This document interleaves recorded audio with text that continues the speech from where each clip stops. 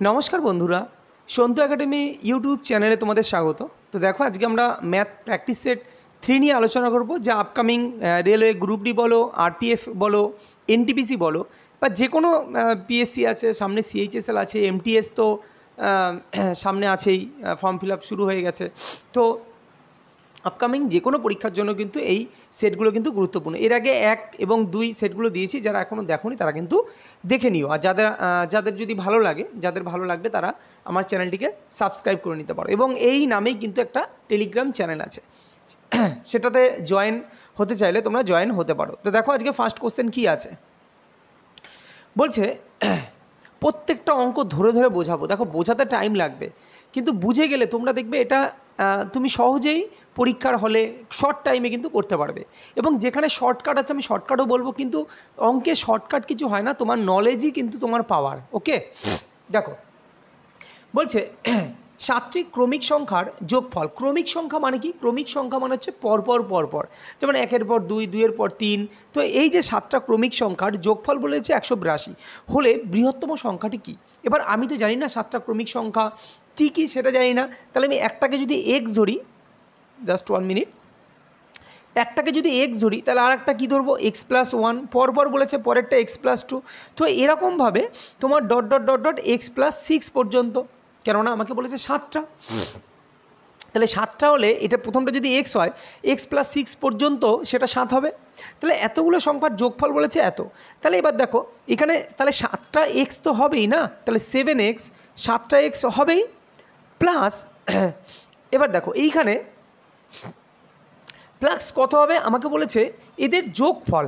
তাহলে 1 থেকে 6 পর্যন্ত আমরা জানি যে 1 + 2 + 3 + dot dot dot dot n সংখ্যক সংখ্যার যোগফলের যে সমষ্টি, এর ফর্মুলা কি? n × n+1/2, তাই কি না? তাহলে আমি n মানে কত? এখানে n মানে 6, তাহলে 6 × n+1 মানে কত? 7/2 সমান সমান বলেছে আমার তোমার কত বলেছে? 182। ক্লিয়ার? এবার দেখো, এইগুলো ছোট সংখ্যা বলে আমি কেন এরমভাবে করালাম আবার বলছি, এইগুলো ছোট সংখ্যা বলে তাহলে 1 থেকে 6 পর্যন্ত তুমি যোগ করে কমপ্লিট করতে পারতে। 2 আর 1 3, 3 4 3 আর 3 6, এরমভাবে যোগ করে আসতে পারতে। কিন্তু এটা যদি বড় সংখ্যা হতো তখন তুমি কি করতে? তো এই কারণে আমি বলছি যে তোমরা ফর্মুলা ওয়াইজ কাজ করো। তাহলে এখান থেকে যদি 2 দিয়ে 6কে কাটো তাহলে 3, তাহলে 3 × 7 = 21, অর্থাৎ 7x + 21 = কত হবে? 182। এবার 21 তোমার বাঁদিকে চলে গেলে কত হবে? 182। এই ডান দিকে চললে মাইনাস হবে, 182 - 21, তো বিয়োগ করলে কত হবে? 1, আর এদিকে হচ্ছে 6। 182 - 21, তার মানে 1, আর এদিকে 6 আর 2 8, তার মানে 6,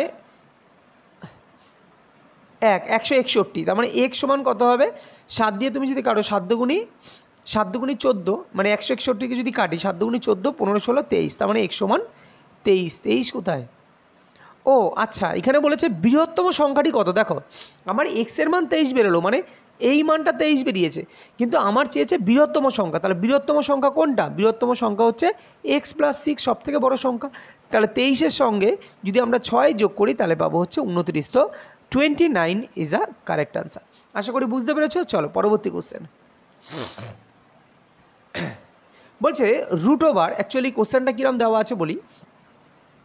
কোশ্চেনটা ঠিক এরকম আছে, প্রথমে রুট আছে, তো রুটের ভিতরে দেওয়া আছে তোমার হচ্ছে 0.01 প্লাস √0.0064।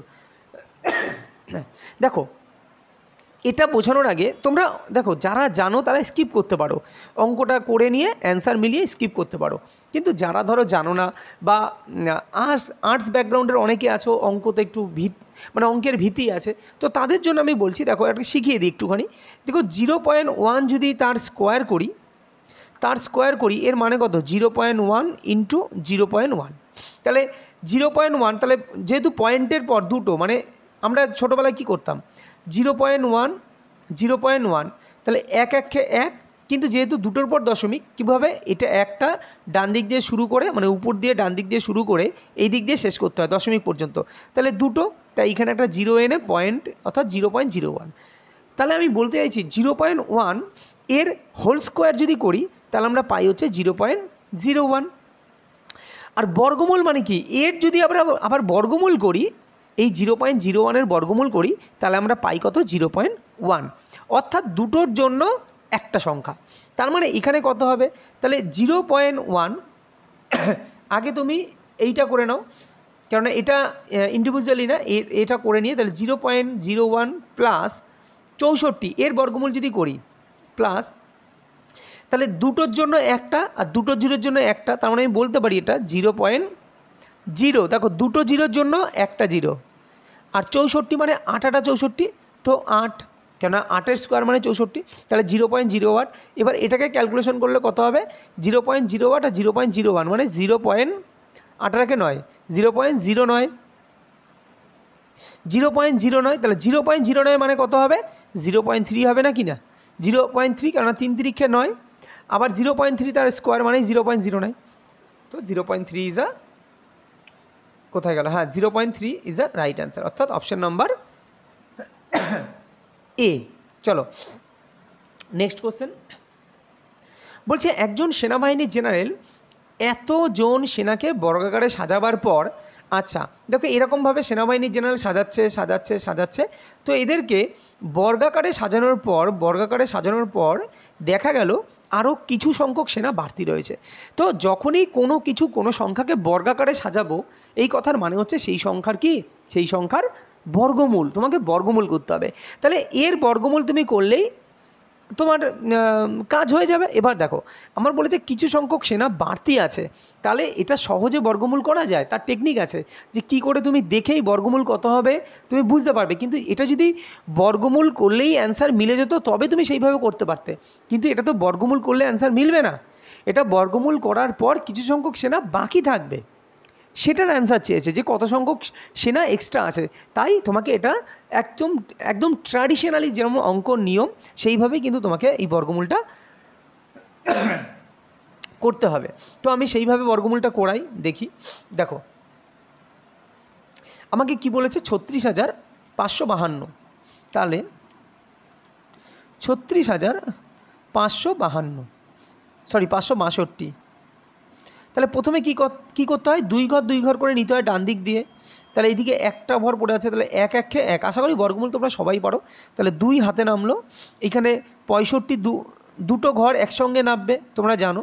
তাহলে এবার এটাকে কি দ্বিগুণ দিয়ে গুণ করতে হয়, এই যে সংখ্যাটাকে এটাকে তার 2 গুণ দিয়ে গুণ করতে হবে, তাহলে 2 1 2। এবার তোমায় জোড়ায় যেতে হবে। তাহলে আমি যদি এখানে 3 আছে, এখানে কত 65, 5 আছে, সরি 5 আছে, তাহলে আমি কত যাব, 23, 3 3 9, 4 4 16, 5 2 10, 9 8, 8 2 16, আচ্ছা 9 দিয়ে দেখি, 9 2 18, আমি যদি 29কে 9 দিয়ে গুণ করি, কেননা এটা এখানে ডবল নিতে হবে, এটাও 9 নিলে এখানেও 9 নিতে হবে, তাহলে 9 9 81 1 হাতে থাকলো আমার 8, 9 2 18, 18 8 26, অর্থাৎ 261। তাহলে আমি 9 বারে যাচ্ছে, তাহলে এখানে কত নেব, 9 নেব, এখানেও 9 নেব, এখানেও 9 নেব, তাহলে 29 9 কত, 261, তাহলে 261 বিয়োগ করলে কত হবে 4, এখানে 26 26 0, তাহলে এবার আবার এই 62টা একবারে নামাবো, কেননা দুটো একসঙ্গে নামাতে হবে, তাহলে 462 হলো। এবার 29 দুগুণি কত, সরি 19 দুগুণি কত, 19 দুগুণি 38, কেননা আমি বলেছি এই সংখ্যাটার দ্বিগুণ করতে হবে সবসময়, তাহলে 38। এবার দেখো আমি যদি একবার নিই তাহলে 381, 1কে 381, কিন্তু দুবার নিলেই কত হচ্ছে, 3 দুগুণি 6 হয়ে যাচ্ছে।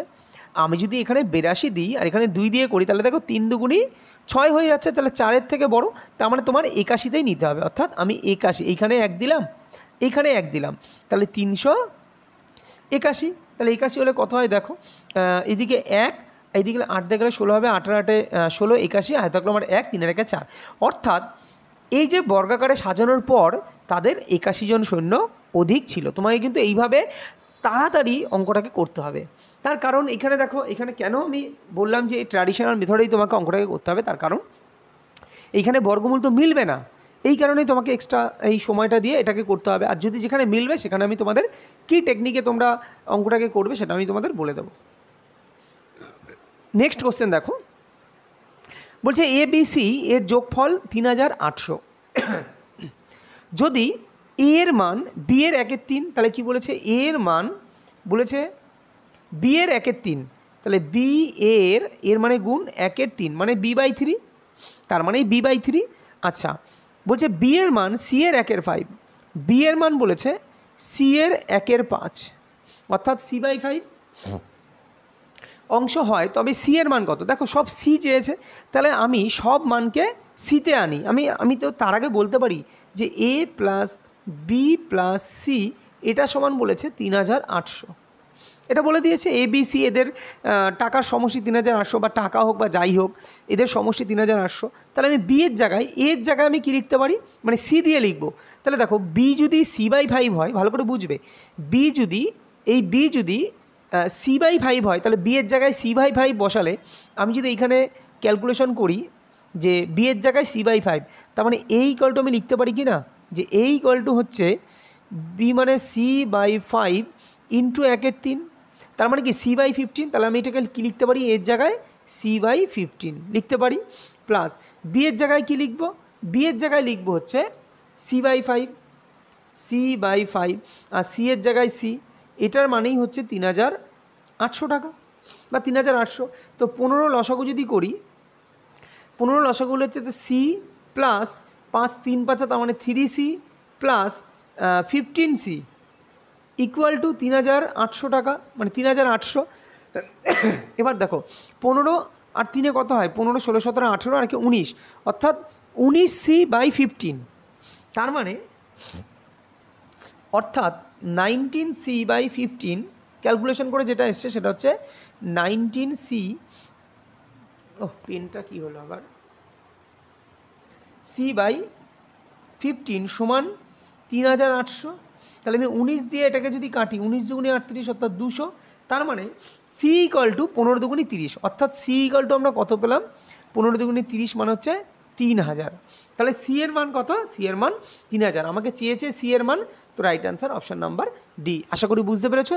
পরবর্তী কোশ্চেন দেখো, বলছে দুটি সংখ্যার গসাগু ও লসাগু যথাক্রমে এত এবং এত, যদি একটি সংখ্যা এত হয় তবে অপর সংখ্যাটি কত? দেখো তোমরা ফর্মুলা জানো যে এলসিএম মানে লসাগু, এলসিএম ইন্টু এইচসিএফ মানে গসাগু ইন্টু লসাগু সমান কি সংখ্যা দুটির গুণফল।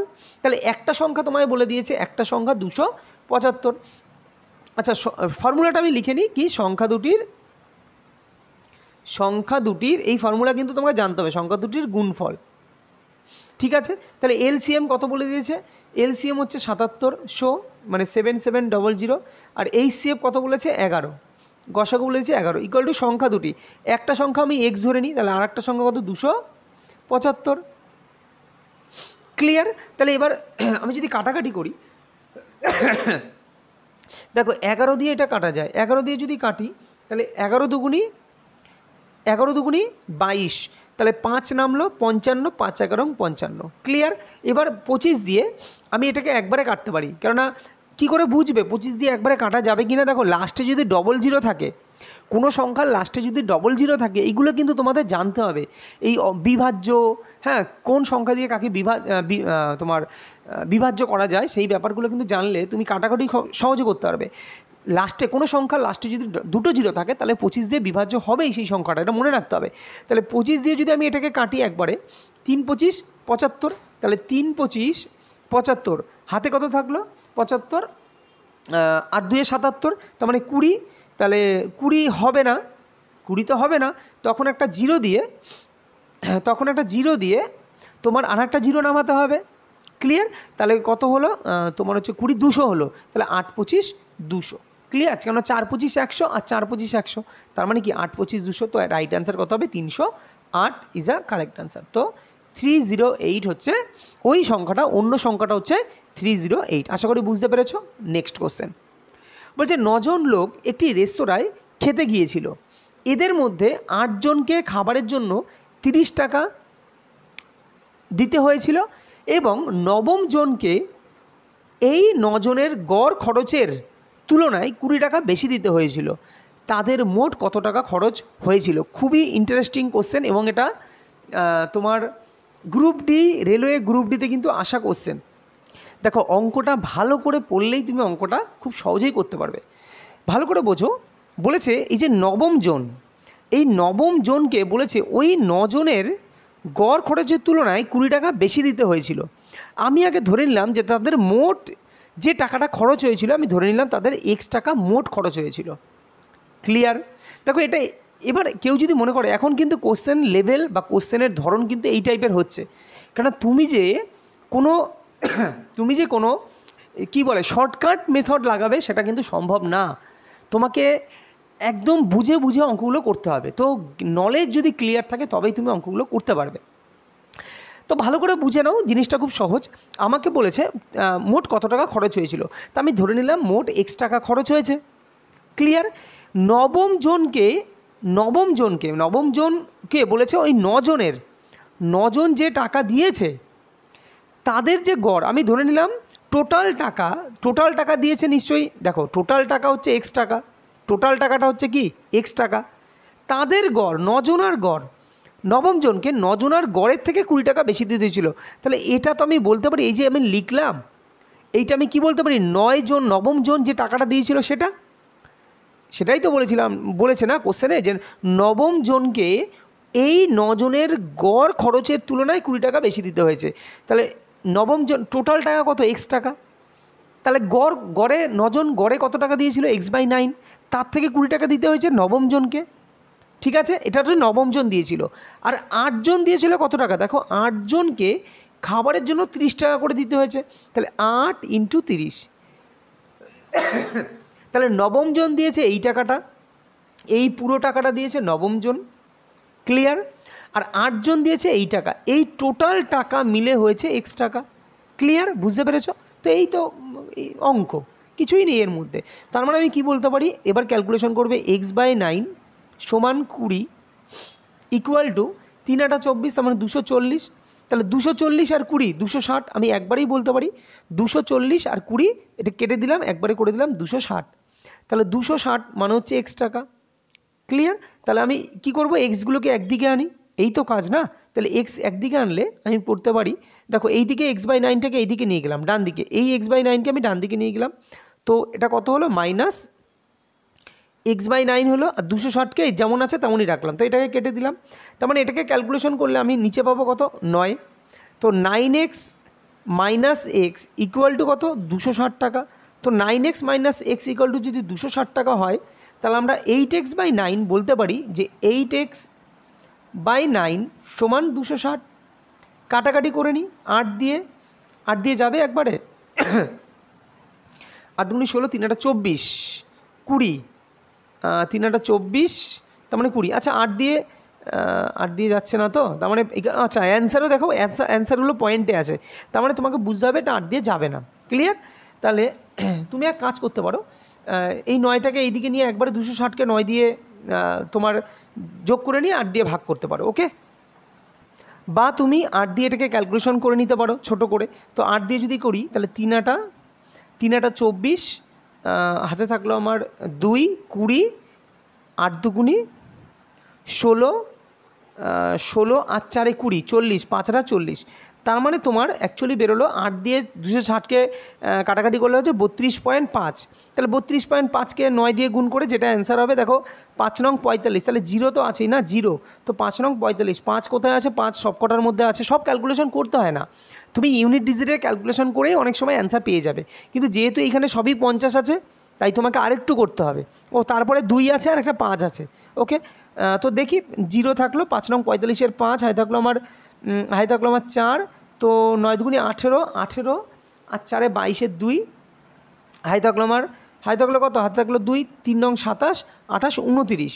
তাহলে 29 মানে 292.50 ইজ দ্য রাইট অ্যান্সার। আশা করি বুঝতে পেরেছো অঙ্কগুলো কীভাবে করলাম। এই অঙ্কটা কিন্তু ভীষণই ইম্পর্ট্যান্ট অঙ্ক, তো তোমাকে সমাধান করেই অঙ্কটা করতে হবে, না হলে লজিক লাগাতে গেলে অন্য কিছু লাগাতে গেলে কিন্তু অঙ্ক ভুল হয়ে যাবে। নেক্সট কোশ্চেন দেখো, বলেছে একটি ব্যাগে 25 পয়সা, 10 পয়সা এবং 5 পয়সার সংখ্যার অনুপাত।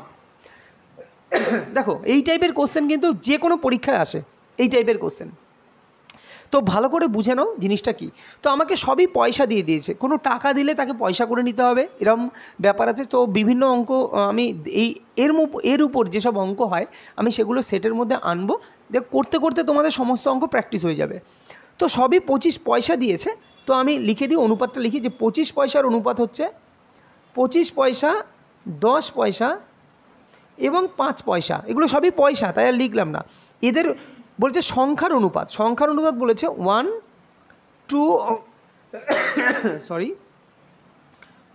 2 3, মানে 1:2:3। এবার দেখো এইখানে অনেক সময় সবার একটা সমস্যা কি হয় যে আমি এইখানে ভাগ করব না এই অনুপাতের সঙ্গে সংখ্যা পয়সাটা গুণ করব, এটা অনেকের বুঝতে সমস্যা হয়। তো এটা ক্লিয়ার করে দিই একবার। দেখো মনে রাখবে, তুমি আগে বলো আমার কাছে যদি 1 টাকার 5টা কয়েন থাকে, ভালো করে বুঝবে, 1 টাকার তোমার কাছে মনে করো 1 টাকার 5টা কয়েন আছে, তাহলে টোটাল মূল্য কত আছে তুমি কি করো, গুণ করো না। যে 1 টাকার যদি 5টা কয়েন থাকে তাহলে আমার কাছে টোটাল মূল্য হচ্ছে 5 × 1 মানে 5 টাকা। যদি 10 টাকার 100টা কয়েন থাকতো তাহলে তোমার কাছে মূল্য কত হতো, 10 × 100, তার মানে 1000 টাকা। এইভাবেই তো বার করো। তার মানে মনে রাখবে কোনো মুদ্রার মূল্যের অনুপাত যদি দেওয়া থাকে তাহলে তোমাকে গুণ করতে হবে। ক্লিয়ার? তাহলে তুমি এগুলোকে গুণ করো, 25 × 1 এটাও গুণ হবে, 10 × 2 গুণ হবে, মানে অনুপাতের সঙ্গে পয়সা গুণ হবে। ক্লিয়ার? সে পয়সা দিক টাকা দিক যা দিক সেটা গুণ হবে। 15 × 3 এটাও 15 × 3 এটাও গুণ হবে। ক্লিয়ার? তাহলে তোমার কত হলো 25, এটা গুণ করলে কত হচ্ছে 25 প্লাস 10 × 2 = 20, 25 + 20 + 15, এটা সমানই বলেছে 30 টাকা। এটা কেননা এটাও তো মূল্য আর 30 টাকাটাও তো মূল্য না। তাহলে 25 আর 5-এ কত 30, 30 আর 10-এ 40, 40 আর 20 60, অর্থাৎ আমি বলতে পারি 60 = 30 টাকা। এবার দেখো অনেকে এগুলোকে এক্স ধরে, অনেকে এগুলোকে কি ধরে, এক্স ধরে। আমি তোমাদের এক্স ধরেই করাই, নাহলে তোমরা গন্ডগোল করে ফেলবে। এই 60টা কিন্তু টোটাল অনুপাত আর এটা হচ্ছে মুদ্রার অনুপাত। তার মানে আমি এটাকে যদি এক্স ধরি, এদের অনুপাত যদি 1x 2x 3x ধরি, মানে অনুপাতটার, তো এটা 60x হবে। তার মানে এক্স সমান কত হবে, এক্স সমান হাফ হবে। এই যে এক্স সমান বেরোলো, এটা কি বেরোলো, এই এক্স সমান এই যে ব্যাপারটা, এটা হচ্ছে অনুপাত, যেটা অনুপাত সংখ্যা, টোটাল সংখ্যাটা কতগুলো, এক্সটা হচ্ছে 25 পয়সা ছিল, এর মানে হচ্ছে এক্সটা ছিল 25 পয়সা, 2xটা ছিল 10 পয়সা আর 3x পরিমাণ ছিল হচ্ছে 5 পয়সা। ক্লিয়ার? আমাকে চেয়েছে 5 পয়সার মুদ্রা কত ছিল, তাহলে 5 পয়সার মুদ্রা কত ছিল, 3x পরিমাণ। 5 পয়সার মুদ্রা ছিল 3x পরিমাণ, তার মানে তোমার হচ্ছে আমার এক্স মানে কত বেরোলো, এক্স মানে হচ্ছে হাফ। ক্লিয়ার? তাহলে এক্স মানে, এবার দেখো এইখানে দেখো একটা জিনিস, ও এইখানে একটা ভুল হয়েছে। দেখো আমার সব কিন্তু পয়সাতে আছে, এই জন্য আমি লিখি এগুলো হচ্ছে পয়সা, এটা না লিখলে এই ভুলগুলো হয়ে যায় অনেক সময়। এটা হচ্ছে পয়সা, হ্যাঁ, আর এইখানে দেওয়া আছে টাকা। তাহলে আমাকে এখানে পয়সা করতে গেলে কত হবে, 3000, মানে 30 টাকা মানে 3000 পয়সা, 3000 পয়সা, তার মানে 3000/60, 3000/60 মানে একটা জিরো কেটে গেল, তো 50। তাহলে এক্স মানে কি বেরোলো, এক্স মানে বেরোলো হচ্ছে 50। তাহলে এক্স মানে 50, তাহলে 3x মানে কত, তাহলে 3x মানে 3 × 50 মানে হচ্ছে 3 × 50 মানে 150, অর্থাৎ 150, যে 5 পয়সার যে মুদ্রা কতগুলি ছিল সেটা হচ্ছে 150টা। ক্লিয়ার? তো পয়সা আর টাকা এটা কিন্তু মন দিয়ে দেখো, যে ঠিক করে দেখো যে পয়সা দেওয়া আছে না টাকা দেওয়া আছে। ক্লিয়ার? তো মুদ্রা ছিল, যেটা 5 পয়সার মুদ্রা কতগুলি ছিল, সেটা হচ্ছে 150টা মুদ্রা ছিল। পরবর্তী কোশ্চেন, 70 লিটার দুধ ও জলের মিশ্রণে জলের শতকরা পরিমাণ বলছে 20%। দেখো টোটাল 70 লিটার কী ছিল, টোটাল 70 লিটার তোমার মিশ্রণ ছিল। তার মধ্যে মিল্ক, ভালো করে বুঝবে কিন্তু জিনিসটা খুবই সহজ, মিল্ক আর ওয়াটার, মিল্ক আর ওয়াটার। আচ্ছা এটা এরমভাবে লিখি, জাস্ট 1 মিনিট, তাহলে আমার করতে সুবিধা হবে। দেখো মিল্ক আর ওয়াটার, ডব্লু, ওকে। তো টোটাল ছিল 70 লিটার, জলের মিশ্রণে জলের শতকরা পরিমাণ 20% ছিল। তাহলে জল যদি 20% থাকে তাহলে মিল্ক ছিল কত, 80%। তার মানে আমি এদের অনুপাত বলতে পারি যে 4:1, তাহলে 4:1 অনুপাতে মিল্ক আর ওয়াটার ছিল। ক্লিয়ার? আচ্ছা, বলছে মিশ্রণটিতে আরও কত লিটার জল মেশাতে হবে যাতে মিশ্রণটিতে জলের শতকরা পরিমাণ 30% হয়। তাহলে এবার দেখো আমাকে বলেছে পরের মিশ্রণটা কত বলেছে, পরের মিশ্রণটা মিল্ক আর ওয়াটার বলেছে, পরের মিশ্রণে জলের পরিমাণ বলেছে 30% হতে হবে। তাহলে দুধের পরিমাণ কত হবে 70%, কারণ টোটাল 100%। তাহলে এদের অনুপাত কত, এদের অনুপাত 7:3, এটা আমাকে বলেছে। এবার ভালো করে লক্ষ্য করো, আমাকে কি মেশাতে বলেছে, কত লিটার জল মেশাতে বলেছে, দুধ তো মেশাতে বলেনি। তাহলে দুধ যখন মেশাতে বলেনি তাহলে দুধের পরিমাণ সমান হওয়া উচিত। তাই এর ক্ষেত্রে মিল্ক আর ওয়াটার অনুপাত আমি এবার আলাদা করে করছি। এদের ক্ষেত্রে প্রথম ক্ষেত্রে মিল্ক আর ওয়াটার ছিল 4:1, পরের ক্ষেত্রে মিল্ক আর ওয়াটার ছিল 7:3, কিন্তু আমাকে বলেছে জল মেশাতে, দুধ কিন্তু মেশাতে বলেনি। তাহলে আমার দুধের পরিমাণটা সমান হওয়া উচিত। তাই এই সংখ্যাটাকে, এই অনুপাতটাকে আমাকে গুণ করতে হবে 7 দিয়ে, আর এই অনুপাতটাকে গুণ করতে হবে কত দিয়ে, 4 দিয়ে, কেননা তবেই আমার এই দুধের অনুপাত সমান হবে। এবার দেখো দুধের অনুপাত কত হচ্ছে, তাহলে এটাকে যদি 7 দিয়ে গুণ করি 4 7 28, আমি এইখানে করি, তাহলে 28 কত হবে 7, আর এইটাকে যদি করি 4 দিয়ে, তাহলে 28:3 4 12। ক্লিয়ার? তাহলে এই যে 7 আর 12-র মধ্যে ডিফারেন্স কত, 7 আর 12-র মধ্যে ডিফারেন্স 5। তাহলে আমি বলতে পারি যে 5 বরাবর এই যে কত লিটার জল মেশাতে হবে, অর্থাৎ 5 লিটার জল মেশাতে হবে। তার মানে কি আমাকে 5 লিটার জল মেশাতে হবে, তাহলে 5 বরাবর কত সেটা বার করতে হবে। তাহলে এবার দেখো আমি তো বলতে পারি যে নতুন যেটা হয়েছে, অর্থাৎ এই যে পার্টটা অর্থাৎ 8 সাথে 15, তাই তো, 8 সাথে 15, তার মানে 28 আর 2 অর্থাৎ 35। তার মানে বলতে পারি যে 35 বরাবরই 70। বলতে পারি কি না যে 35 বরাবর 70। তাহলে 1 বরাবর কত, 1 বরাবর 2, তাহলে 5 বরাবর কত হবে, 5 দুগুণী 10। তো আমাকে 10 লিটার জল কিন্তু মেশাতে হবে। আশা করি বুঝতে পেরেছো। যদি না বুঝতে পারো আরেকবার রিপিট করবে, দেখবে তোমরা বুঝতে পারবে যে অঙ্কটা, দেখো আবারও বলছি অঙ্কটা বোঝাতে টাইম লাগছে আমাকে লিখতে হচ্ছে। তোমরা কি থরি না লিখবে সব কিছু, তোমরা মুখে জিনিসগুলো করবে, কিন্তু কিভাবে বোঝাচ্ছি, কিভাবে অঙ্কটা তোমাকে করতে হবে সেটা তোমাকে কিন্তু জানতে হবে। পরবর্তী কোশ্চেন। আর একটু কাশি হয়েছে তো এই কারণে একটু ডিস্টার্ব হচ্ছে হয়তো। দেখো পরবর্তী কোশ্চেন কী আছে, বলছে কোনো একটি নির্দিষ্ট সরল সুদে কিছু পরিমাণ টাকা 8 বছরের সুদে আসলে দ্বিগুণ হয়ে যায়। একই সুদের হারে আসল কত বছরে 4 গুণ হবে? দেখো এই অঙ্কটা কিন্তু তুমি মুখে অঙ্কটা করে ফেলবে এবং খুব সহজে। ক্লিয়ার? আমি আরেকবার দেখো অঙ্কটাকে ভালো করে পড়ছি, ভালো করে বোঝার চেষ্টা করো। বলেছে দেখো এই অঙ্কটাকে যদি তুমি I=PTR/100 দিয়ে করো আরামসে হবে, সেটা নিয়ে কোনো চাপ নেই। কিন্তু আমাদের এখন অঙ্ক করাটা কে কত তাড়াতাড়ি করছে এটার উপর কিন্তু সমস্ত কিছু ডিপেন্ড করে। তুমি তাড়াতাড়ি করতে হবে, অঙ্কটা তো করতে পারবে সবাই, কিন্তু তাড়াতাড়ি কজন করতে পারবে এটার উপরই কিন্তু তুমি চান্স পাবে কি পাবে না সেটা নির্ভর করবে। দেখো বলছে কোনো একটি নির্দিষ্ট সরল সুদে কিছু পরিমাণ টাকা 8 বছরের সুদে আসলে দ্বিগুণ হয়। আমি ধরে নিলাম আজকে আমার টাকাটা ছিল 100 টাকা, 8 বছর পর এটা দ্বিগুণ হয়ে গেছে, তাহলে ইন্টারেস্ট কত পেলাম 100 টাকা। তাহলে আমি সুদের হার দেখো ইন্টারেস্ট, এই যে 100 টাকা ইন্টারেস্ট হলো, আমি 100 টাকা তো প্রিন্সিপাল ধরলাম, দ্বিগুণ হয়, তার মানে ইন্টারেস্ট হয়েছে কত 100 টাকা। সেই 100কে এই যে 100 টাকা ইন্টারেস্টকে যদি আমি 8 দিয়ে, কেননা 8 বছরে এই টাকাটা হয়েছে, তবেই তো আমি বছরে কত হলো সেটা পাবো না। তাহলে 1/8 মানে কত, 1/8 × 100% মানে 12.5। তোমরা সকলেই জানো, এর আগে অনেকবার করিয়েছি যে 100/8 এটা মানেই হচ্ছে 12.5%। তাহলে 12.5% ইন্টারেস্টে ভালো করে বুঝবে, কিন্তু আমি I=PTR/100 কিচ্ছু ধরবো না, ডিরেক্টলি হয়ে যাবে, শুধু সাইকোলজিক্যালি অঙ্কটা হয়ে যাবে, মানে তুমি ব্রেনেই অঙ্কটা করতে পারবে। তার মানে আমি প্রথমে আরেকবার বলছি কি ধরলাম, 100 টাকা আমি প্রিন্সিপাল ভ্যালু ধরলাম, সেটা আমার 8 বছরে হয়েছে একটা নির্দিষ্ট সুদের হারে 8 বছরে হয়েছে 200 টাকা। তার মানে আমার ইন্টারেস্ট কত পেলাম, 100 টাকা ইন্টারেস্ট পেলাম না, সুদে আসলে দ্বিগুণ হয়েছে, তার মানে 100 টাকা ইন্টারেস্ট পেয়েছি। তাহলে ইন্টারেস্টকে তুমি যদি 8 বছর দিয়ে ভাগ করো তবে তুমি যেটা পাবে সেটা কি সুদের হার পাবে।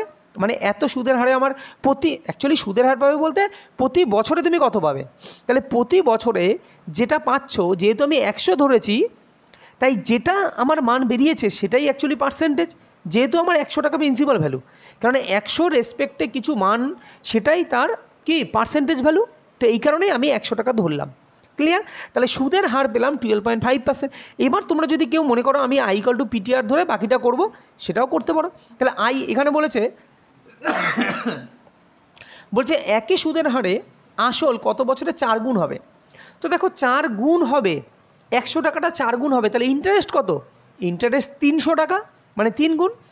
অর্থাৎ তুমি এইভাবেও করতে পারো, তাহলে 300 ইন্টারেস্ট = PTR। পি মানে কত? 100, টি মানে আমি জানি না, আর মানে 12.5/100। তুমি এইভাবেও করতে পারো।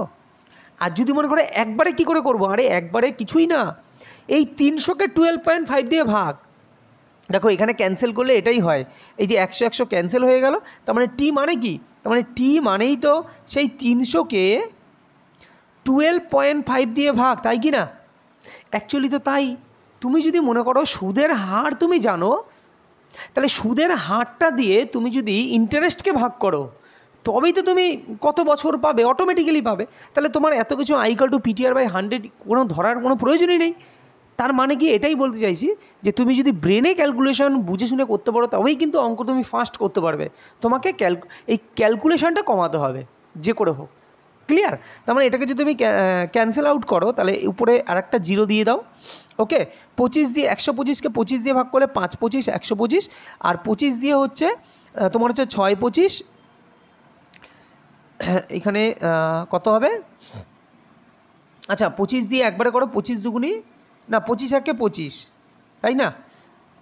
25 1 25 50, 25 দুগুনি 50, কিছু একটা গন্ডগোল হচ্ছে, দাঁড়াও জাস্ট 1 মিনিট। এটা 300, এটা হচ্ছে 300, আর এইখানে একটা 0 উঠে 3000 হলো না, ঠিকই আছে। তাহলে 25 দিয়ে করলে 25 1 25 50, 25 দুগুনি 50 আর একটা 0। ক্লিয়ার?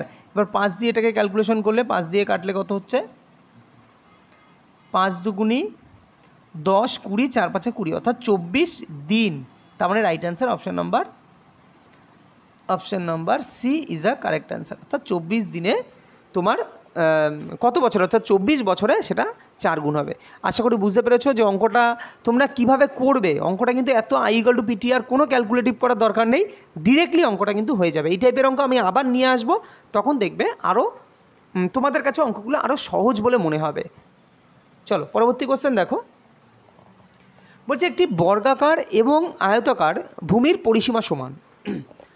যদি বর্গাকার ভূমির দৈর্ঘ্য 60 সেমি এবং আয়তাকার ভূমির দৈর্ঘ্য 70 সেমি হয়, তবে আয়তাকার ভূমির ক্ষেত্রফল কত হবে? দেখো জিনিসটা কি বলেছে, আমাকে দুটো জমি আছে, একটা হচ্ছে বর্গাকার, একটা হচ্ছে আয়তাকার। তোমরা নিশ্চয়ই বর্গাকার কোনটা আয়তাকার কোনটা এগুলো জানো, এবং তাদের ক্ষেত্রফলের ফর্মুলা এর আগে ভিডিওতে কিন্তু বলেছি। ক্ষেত্রফল কি, বর্গক্ষেত্রের ক্ষেত্রফলের ফর্মুলা হচ্ছে কি বাহু স্কোয়ার, তাই না? আর আয়তক্ষেত্রের ক্ষেত্রফলের ফর্মুলা কি, ক্ষেত্রফল হচ্ছে দৈর্ঘ্য ইন্টু প্রস্থ। অর্থাৎ দৈর্ঘ্য যদি এ ধরি আর প্রস্থ যদি বি ধরি, তাহলে A × B হচ্ছে তার ক্ষেত্রফলের ফর্মুলা। ওকে, এবার আমাদের বলে দিয়েছে যদি বর্গাকার ভূমির দৈর্ঘ্য 60, এবার দেখো এ এর মান বলে দিয়েছে, এ এর মান, কেননা বর্গক্ষেত্রের ক্ষেত্রে প্রত্যেকটা বাহু সমান, এটাও এ এটাও এ এটাও এ এটাও এ, তাহলে এদের ভূমির দৈর্ঘ্য 60 মানে প্রত্যেকটা বাহুর দৈর্ঘ্য 60, তার মানে A² = আমরা পেয়ে গেছি। অর্থাৎ বর্গক্ষেত্রের ক্ষেত্রফল আমরা জানি, কিন্তু আমাদের চেয়েছে যদি বর্গাকার পরিসীমা সমান বলেছে, তাহলে পরিসীমা কত হবে? পরিসীমার ফর্মুলা হচ্ছে 4A, তাহলে 4 × A, অর্থাৎ 4 × A সমান আয়তক্ষেত্রের ভূমির পরিসীমা সমান বলেছে, তাহলে আয়তক্ষেত্রের পরিসীমা কত?